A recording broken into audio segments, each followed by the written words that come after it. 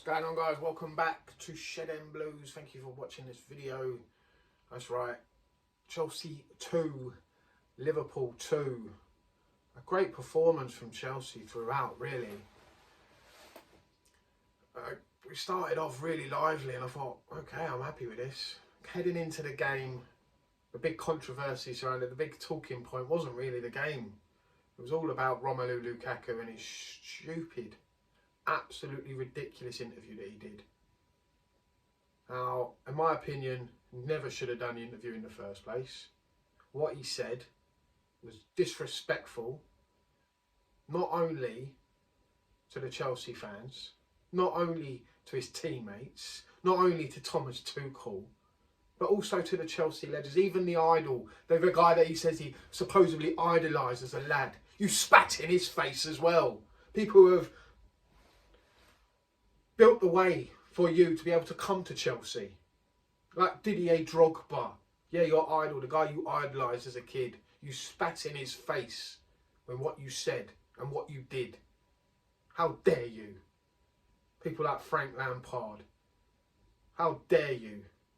People like John Terry have built this club, made us what we are today, champions of England, champions of Europe. How dare you? People like Peter Osgood, Ron Chopper Harris, John Franco Zola, Jimmy Floyd Hasselbank made his feelings known. You have to apologise to everybody.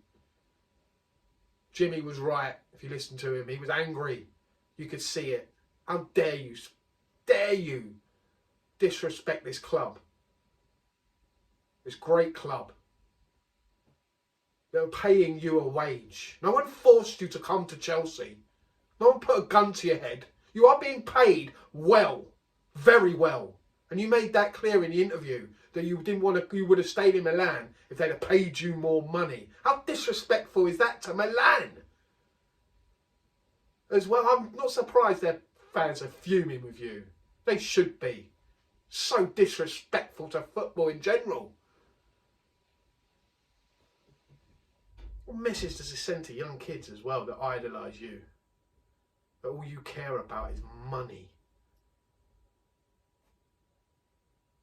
You need to apologise. Come out. He hasn't said nothing yet. His interview was done and released. He had time to apologise even before that because he knew he'd done it weeks ago, this interview, or months ago, I don't know. So he had time to prepare something, a statement, for when this interview was going to be released. He knew it was coming, and it got released days before this game against Liverpool. And still silence from him, his agent, all these people. He's always a face online, he's always a presence online. He hasn't said nothing.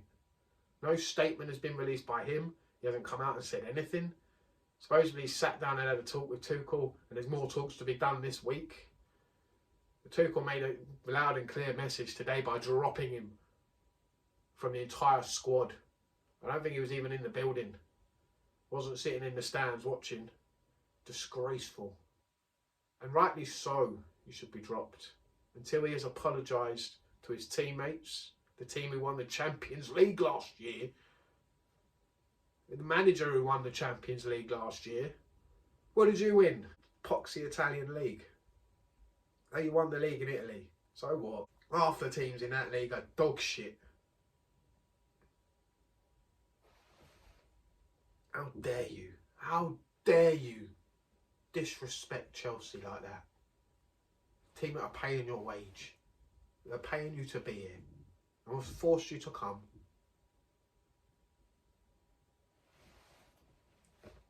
You didn't have to come. You could have stayed in Milan. But no, it's all about money for you. You made that loud and clear. And now you're going to have to do some bloody work, a good apology, and prove to us, the fans, your teammates, everyone. Because no one else is going to want you now. Milan don't want you. They ain't going to pay 100 million for you to come back. And what other club is going to want you now? After you've caused this sort of problem for us. What other club would want that? You're doing another interview in a couple of months when you get moved Oh no, I still want to be in Milan. He doesn't want to be here. He wants to be in Milan. You're a joke. You need to sort it out. You're supposed to be one of the more senior players of this team, a leader in the squad. I thought that's what you were. You'd actually put in some decent performances in the last couple of games as well. He was good against Brighton, brilliant against Villa. And then you go and do that. I'll wait and see what he said, if he says anything. If he doesn't apologise, like Jimmy was like, he's got to apologise. There's no two ways about it. He has to. It's like Graham Souness was trying to say to him, yeah, but what if he does? He's like, no, he has to apologise. There's no two ways about it. He has to come out and apologise to everyone. So anyway, let's talk about the match, shall we? Let's go on to the match itself. So we get to the game. The lineup was decent. I was happy with it. Of course, we're missing Chilwell, we're missing Reece James as our wing backs. We've got Alonso and we've got Azpilicueta instead, and they're just not up that level, are they? Azpilicueta will give you 100% defensively, but going forward, just hasn't got the pace and the crossing accuracy of a Reece James. Alonso is just not good enough. He's not. He tries. He puts in a decent performance every now and again. He does one thing decent, and then the next thing he does is absolutely tragic. He gives up at times. It's his fault for the second goal. And defensively, we were okay. We started well, and then Chalobah makes that mistake, heads the ball into the ground. It's just one of them things, isn't it? He's young. He's going to get better. He's had a great season for us so far. It's one of them things, really, where a defender just mistimes it, really, doesn't judge it, and Mane, quality that he is, he pounces, and maybe Mane shouldn't have even been on the pitch after 6 seconds when he absolutely clatters Azpilicueta with a forearm. No doubt about it. Why is he still on the pitch? But, of course, these things happen to Chelsea. A guy that shouldn't even been on the pitch goes and scores a goal. So, 1-0 down. Things aren't looking good. We're not creating much up top. And then, great ball from Trent Alexander-Arnold. No one goes with the runner of Salah. And as Alonso gives up, tries to pull him back. When you do that, it's just, yeah, you know what's going to happen next. Salah finishes really well, good goal. It's 2-0 down. And at that point, even the most ardent Chelsea fan is going to think, like, this game's over. This is Liverpool. We're 2-0 down. Our main man, Lukaku, has done what he's done. We're not looking like we're going to score anything. And then from nothing, James Milner gave away a silly free kick right on the edge of the Liverpool area, right to the right-hand side. It's pretty much like 10 metres away from the corner, 10 feet away from the corner flag. We cross it in, it gets headed out, and then out of nowhere, Mateo Kovacic just swings a leg at the ball, and oh my gosh, it just flies into the top corner. What a goal! And that just G's up the whole thing. It just lifts up everyone, the fans, especially Mateo Kovacic just became a different player from that moment on. And next to him, N'Golo Kante got a rocket up his arse as well, and it seemed to lift the whole team.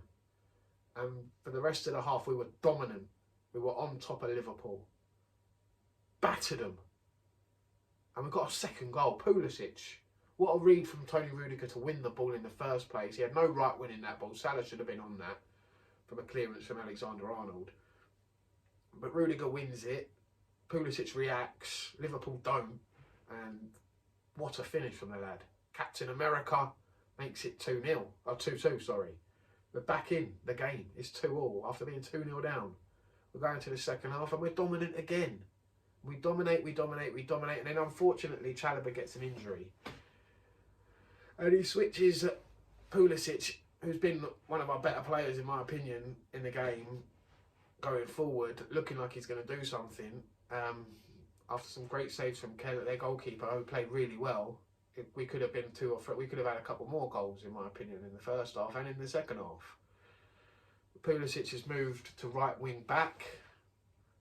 Azpilicueta is a right centre back because Chalobah goes off and Jorginho comes on. and we lose our shape and our style of play, and Liverpool get back into the game, and it takes Hudson-Odoi coming on for Havertz to change it back again. It was just a great game of football, in my opinion.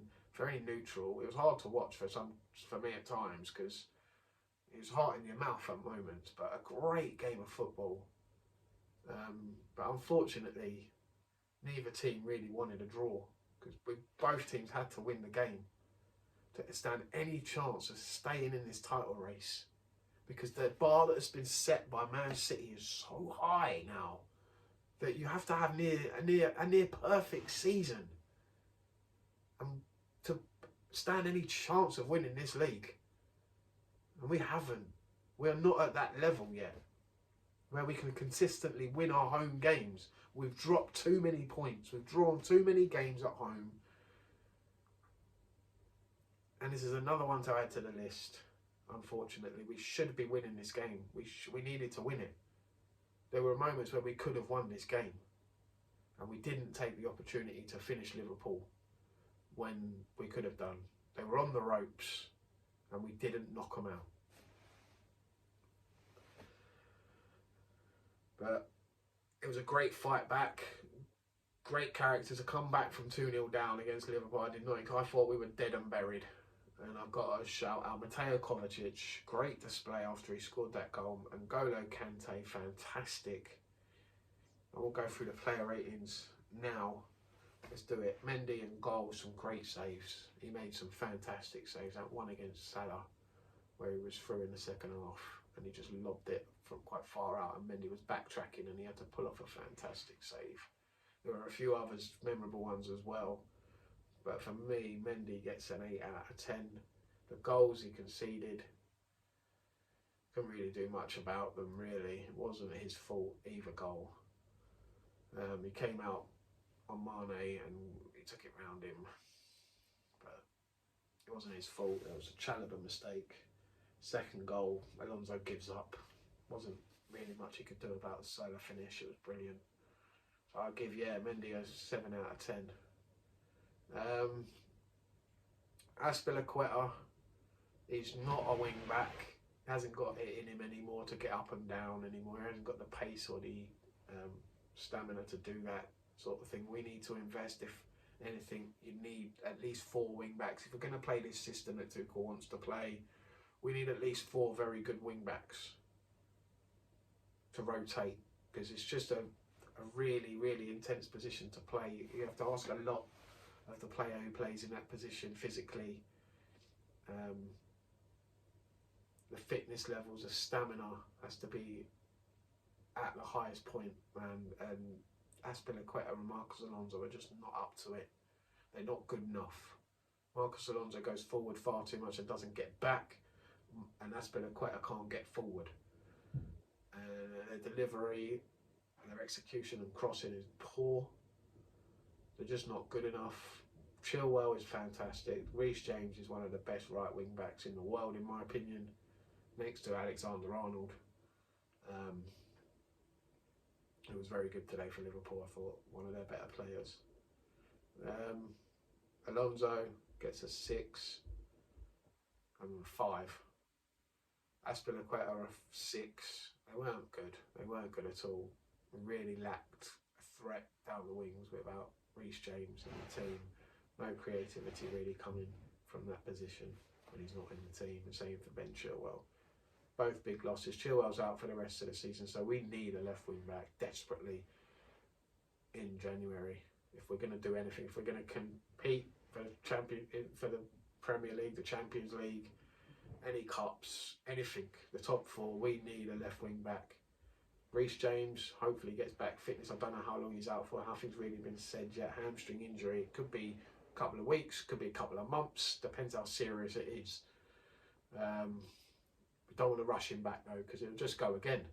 So we want him to take his time and get back to full fitness. Don't have to rush him back because we haven't got a good enough wing back in his place. So we need a right wing back in my opinion as well. In January transfer window, those two. Azpilicueta just can't play that position, and Marcos Alonso is just dire.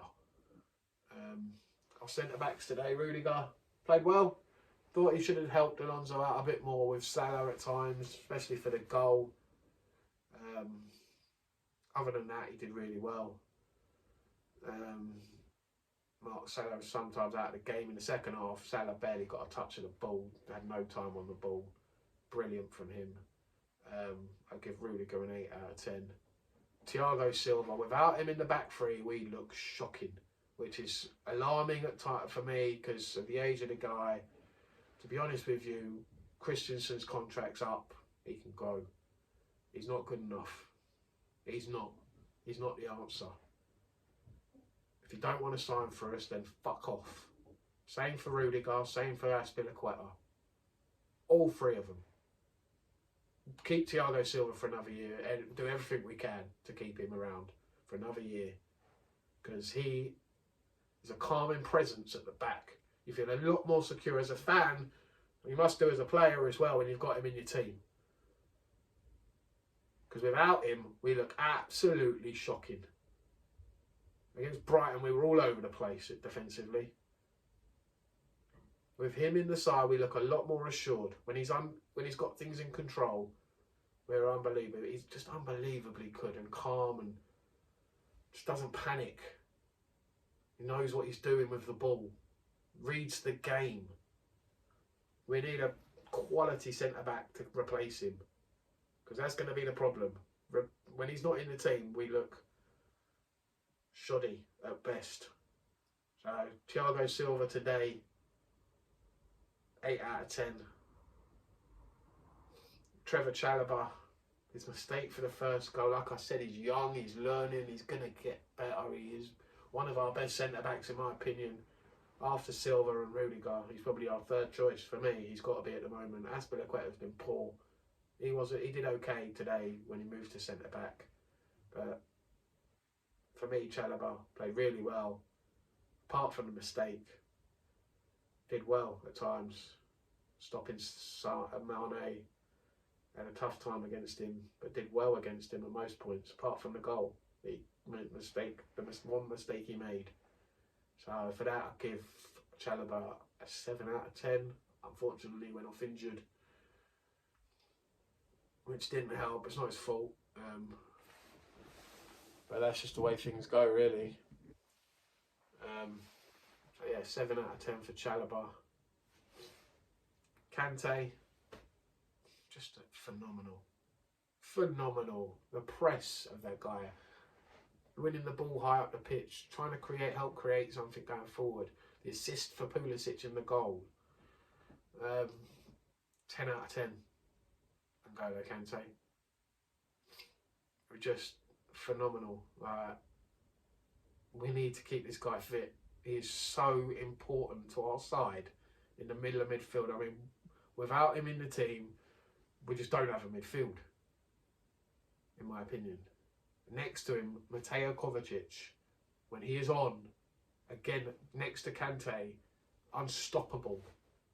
It's like we've got 4 players in there. After he scored that goal, Mateo Kovacic became world class for the rest of that match. He was brilliant. 10 out of 10 from Mateo Kovacic. That's the Mateo Kovacic we need for the rest of the season. Those two, keeping them two fit is very important for our season. Jorginho comes on, did okay, but just hasn't got the intensity of Kante and Kante and Mateo Kovacic. I give Jorginho for what he did in the game. He didn't do much really. 6 out of 10. Mason Mount just worked his socks off the entire game. Just runs, pressed, was brilliant. Could have been a little bit better maybe in the attack, creatively, attacking wise. But it worked. The work rate is 10 out of 10 every time from Mason Mount. So for that, I give Mace an 8 out of 10. Christian Pulisic took his goal well. Asked to play a position that he shouldn't ever be playing. He can't. He's not a defender. He's not. So why are we asking, why is he being asked to play wing back? So he did a job for me for when he had to, and that's just 10 out of 10. Doing a job for the team. Can't play the position, but he'll go in there and give his all. And he did again today. So for that reason, and the goal, and his all-round performance, he could have had a hat-trick today. Unlucky, because some good saves from the keeper. The Liverpool goalkeeper, young lad, he played really well. He was one of their better players, Liverpool, today. If they ain't rating their goalkeeper 10 out of 10, there's something wrong today, because he was phenomenal. He couldn't have helped with any of the goals. Weren't his fault. So, for me, Pulisic, 10 out of 10. Great performance. One of his better performances this season from Christian Pulisic, in my opinion. Deserved his goal. Work rate was fantastic. Ran his socks off, and then was asked to play a position he really shouldn't be playing, and did a decent job. Isn't good, wasn't good, but he did a decent job, and he should never be playing there. So for that reason, 10 out of 10. Kai Havertz. It's a tough day at the office when you've got to play up against Konate and Van Dijk. And he ran, he worked, ran the lines, linked up play, had a couple of chances. And that's more. What more can you ask for when you're playing up against two very, very good and physical centre-backs in Van Dijk and Konate? And for that reason, 8 out of 10 for Kai Havertz. Hudson-Odoi came on. Really at a point where Liverpool were on top and changed the game back into Chelsea's favour a little bit. And had a couple of half chances. Did well when he came on. Callum's a good player. He's been doing really well this season. He's a big player for Chelsea this year. I give him 6 out of 10 for what he did. Thomas Tuchel, great on the sidelines today. Considering everything he had to deal with, injuries, COVID, Lukaku. I mean, he's battling so much, man. The fixture list, it's just so much going against Chelsea at the moment. We are still second place in the league, behind arguably one of the best ever squads in the Premier League history, in Man City. They're just epic, man. The way they just win game after game after game. It's just, they know how to win a Premier League. They know what it takes, and it's going to take something very special to beat them. Over the last 5 years, the only team that's been good enough is that 1 year with Liverpool, and they were a very good side, very special. And it will take something very special again to knock Man City off the top. And I can't see anyone doing it. Anyway, we're going to keep fighting, believing. There's a lot more to fight for this season. We've got Champions League, we've got FA Cup, we've got League Cup. There's so much more to come. Top 4 is going to be a battle, because there are some good teams coming up behind us. Arsenal, Tottenham are looking good. We can't forget them. We can't write them off. We can't banter. It's all banter. Even Man United, you never know. They've got it in them to put on a run. So, you never know what can happen in the Premier League. It's the best league in the world. Hopefully City drop points and we can get ourselves back in the title race. But honestly, I don't see it happening. But you've got to keep believing until it's mathematically impossible. So, we've just got to keep believing, haven't we? That somehow, City just completely fall apart and we get back in the race. But thanks for watching. Shed End Blues. Go follow us on Twitter. We'll always follow back, Chelsea fans. Find us on Facebook. You can find us on Instagram. Again, we always follow back, Chelsea fans on there. Thanks for watching. Up the Chelsea, and I'll see you next time.